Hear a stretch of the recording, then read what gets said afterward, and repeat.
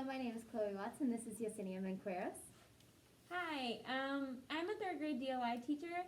DLI stands for Dual Language Immersion. The way this works out is I teach in Spanish the whole day, and I have a partner that speaks in English the whole day. We have two groups. At the middle of the day, we switch classes, and I teach basically the same lesson that I taught the first group to the second group. Lessons, not just one. And yeah, I speak in Spanish. They have to speak Spanish in my classroom, and they have to speak English in the English classroom. So it's a little different. So I know you recorded yourself teaching a lesson, and you did a self-evaluation of it, and I've reviewed it, and you've reviewed it. Can you tell us a little bit more about the lesson?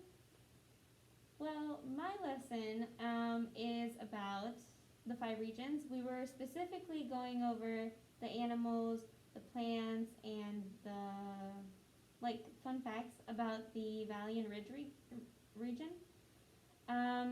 We were reading bullet points off of a PowerPoint that I made.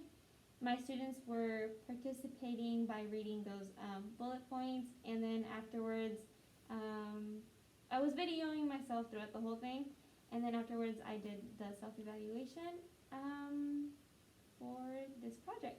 Awesome. So I was able to review the video as well and review your self-evaluation, which gave me some good insight. So on a scale of 1 to 10, with 1 being the worst lesson you've taught and 10 being the best, how would you rank that lesson? Honestly, I think it's maybe a 5 because I wish my students would be more engaged in the lesson in Spanish, especially my non-Spanish speaking students. Yeah.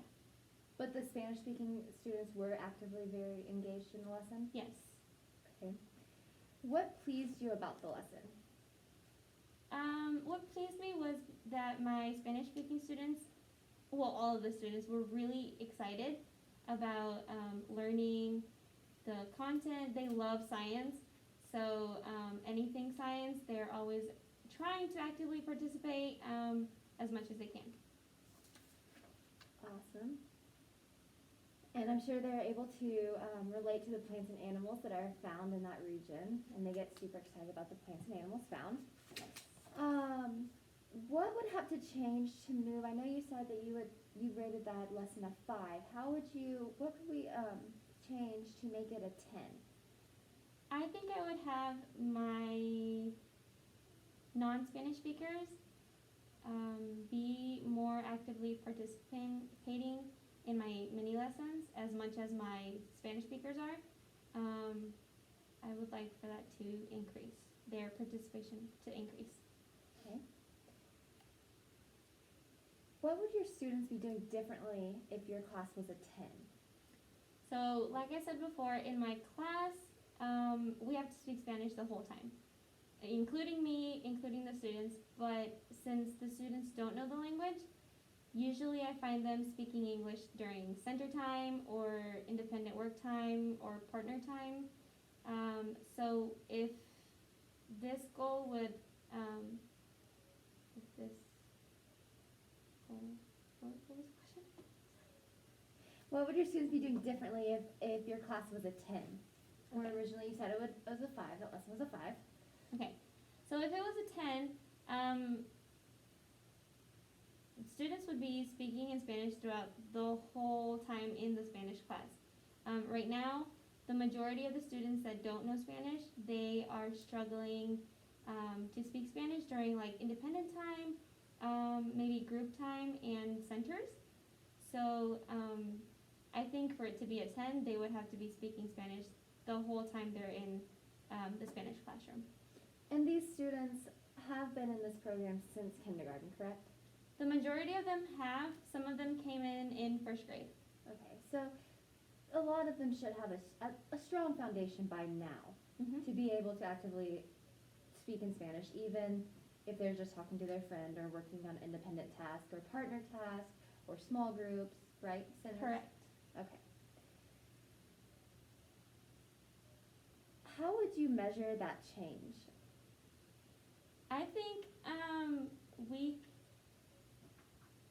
I think I would increase student Spanish speaking skills by using a tally chart.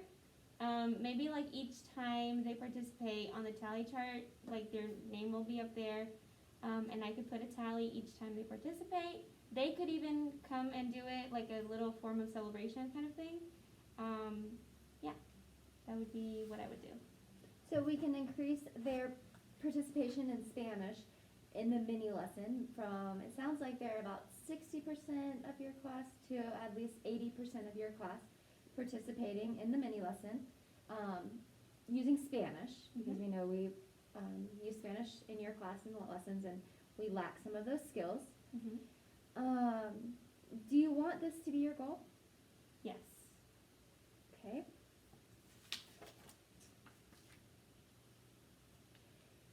If you could hit that goal, would it really matter to you? 100%. It would be so beneficial not only to me, but to them in their 4th and 5th grade classrooms when they move on from 3rd grade. They would not have so much trouble like reading, going up in their reading levels or understanding what the teacher's saying, or, I mean, very further on, it would also help them in their professional life if they continue in this program. Then speaking Spanish, being able to understand it and express themselves in it would help them so much for their future. Awesome. What teaching strategy can you use to hit your goal?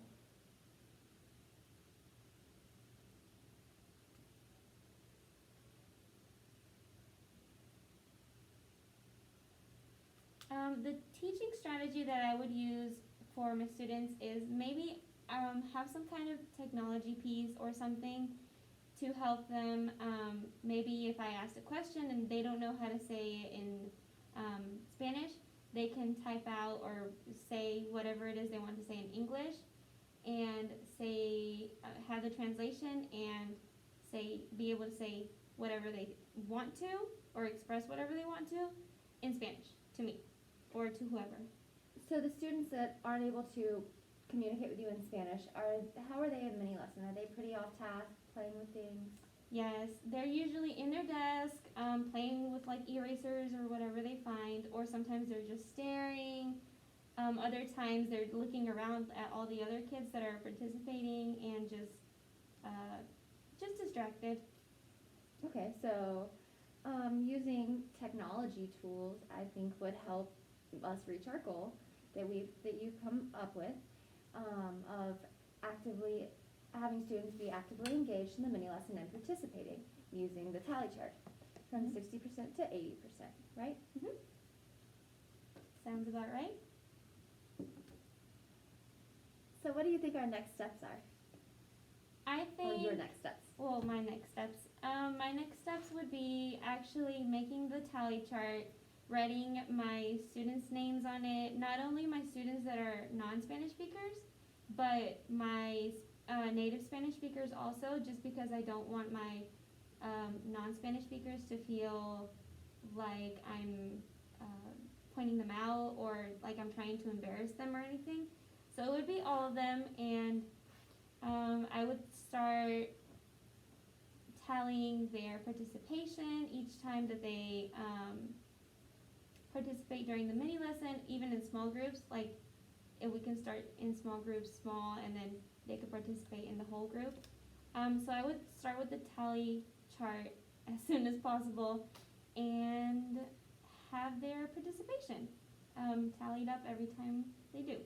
I think that this would really make the students who don't speak Spanish fluently, didn't come from a native Spanish-speaking home, I think this would really help them feel more confident in their academics.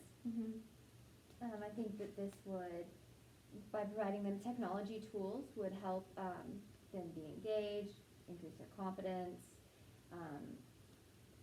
In a mini lesson, like you said, in the small group, and how to like talk to each other in the classroom. There wouldn't be any more of me saying, "Oh, speak in Spanish," so it would help them a lot. Right. Well, I look so forward to working with you. I think the goal that we have set is very beneficial for your students. Um, I look forward to finding resources and tools to help you implement this goal in your classroom. And I can't wait to hear from you and talk to you more about this goal that we're setting, you set for your class and your students. I'm looking forward to it too.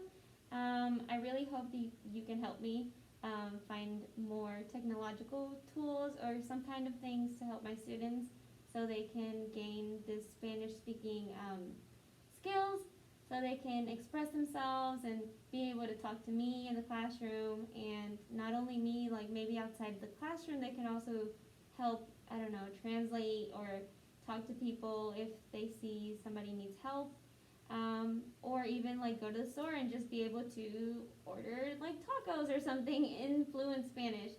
So yes, I'm looking forward to working with you too. Well, thanks so much.